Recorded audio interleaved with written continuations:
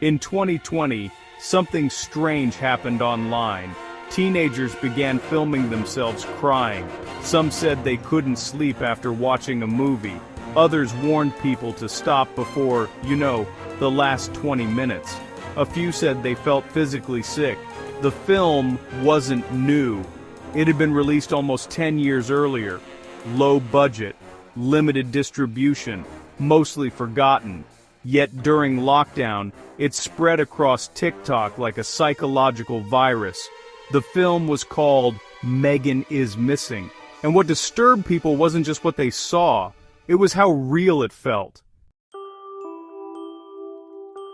Megan is Missing was written and directed by Michael Goy and released in 2011, though it had been shot in 2006. It presents itself as reconstructed footage, webcam chats, video diaries, security recordings, news clips. The story centers on two 14-year-old girls.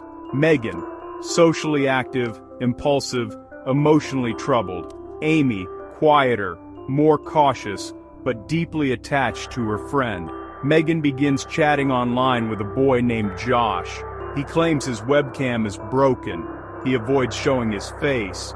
He asks personal questions. Eventually, Megan agrees to meet him. She disappears. The film shifts from teenage drama to investigation. Later, Amy attempts to uncover the truth, and the story escalates. The final act abandons mystery entirely and confronts the viewer with prolonged captivity. Importantly, the film is fictional. It is not based on one specific case, but the director has stated that elements were inspired by real online grooming incidents, and that detail, inspired by real events, matters psychologically, because it changes how the brain categorizes what it's watching. Traditional horror gives viewers protection. Music tells you when to feel tense. Cinematography creates distance. Editing reminds you it's constructed. Found footage removes those buffers. When footage looks unpolished, poorly lit, awkwardly framed, the brain interprets it differently. Neuroscience research suggests that perceived realism activates stronger emotional responses than stylized fiction. The prefrontal cortex, responsible for rational detachment, becomes less dominant. The amygdala, responsible for threat detection, becomes more active. In simple terms, your brain doesn't fully relax into "this is just a movie." It stays alert. And when danger emerges, it feels immediate. Megan is Missing uses long webcam conversations, static shots, uncomfortable silences. These aren't technical flaws. They're psychological devices. They simulate authenticity. The first half of the film feels almost mundane. Teenage parties, arguments with parents, online flirting. This is strategic. The viewer builds familiarity. There is no jump scare, no immediate villain. Instead, there is ambiguity. The unseen boy with technical issues. The vague discomfort. The sense that something might be wrong, but not enough to act. This mirrors real grooming psychology. Predators do not begin with violence. They begin with trust, with attention, with validation. The film reflects that progression, which is why it feels plausible, and plausibility is more disturbing than fantasy. The most discussed segment of the film is the captivity sequence. Rather than focusing on explicit detail, it's more important to examine the psychology of confinement. Confinement horror works because it attacks three primal fears: loss of agency, loss of visibility, loss of escape. Humans evolved to fear entrapment.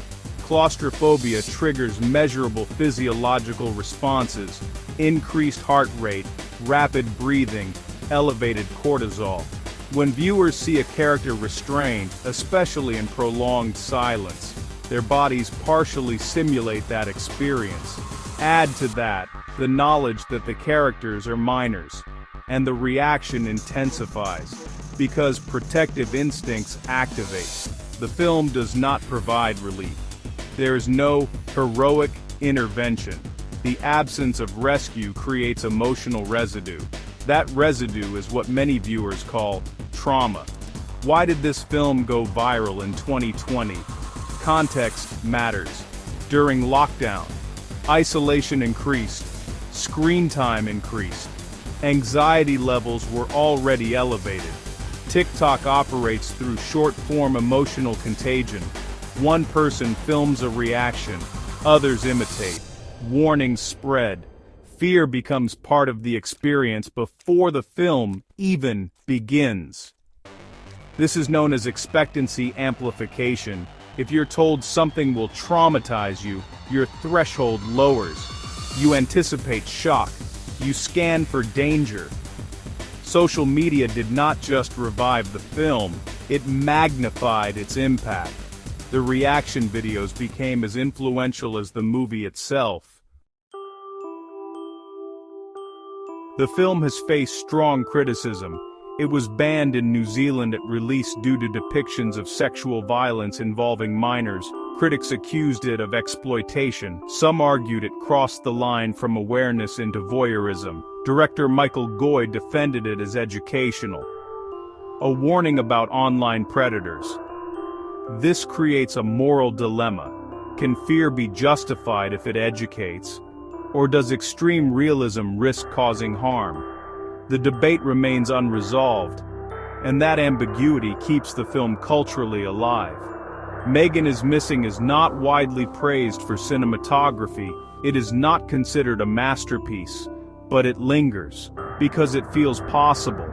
It reflects a modern vulnerability, the idea that danger doesn't arrive loudly. It arrives through a message, a chat request, a meeting that seems harmless. And that realism bypasses the safety net of fiction. Some films scare you, some films shock you, and some films leave you unsettled long after they end. Megan is Missing belongs to the third category, not because of spectacle, but because it weaponizes plausibility. And in the digital age, plausibility is often more frightening than fantasy.